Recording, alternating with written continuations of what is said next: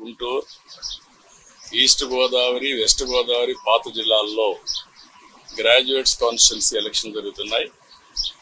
ఉత్తరాంధ్రలో ఎమ్మెల్సీ ఎన్నికలు జరుగుతున్నాయి, అది కూడా టీచర్స్ కాన్స్టిట్యున్సీకి. వీళ్ళందరూ కూడా చదువుకున్న ఓటర్లు. నేను అందరికీ ఒకటే విజ్ఞప్తి చేస్తున్నా, ఓటు వేయడం అనేది మన బాధ్యత. ప్రతి ఒక్కరూ కూడా మీ ఓటు హక్కుని ఉపయోగించుకునే బాధ్యత నెరవేర్చాల్సిన అవసరం ఉంది. భారతదేశం ఒక పెద్ద ప్రజాస్వామ్యం. ఈ ప్రజాస్వామ్య దేశంలో ఓటు అనేది ఒక పెద్ద ఆయుధం.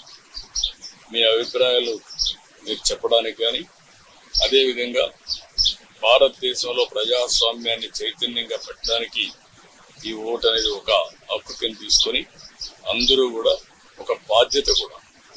ఆ విషయం కూడా మనం గుర్తుపెట్టుకోవాల్సిన అవసరం ఉంది. ఎప్పుడైతే ఓటేస్తామో అప్పుడు మనందరం కూడా ఒక చైతన్యవంతమైన ప్రజాస్వామ్యానికి నాంది పలుకుతాం.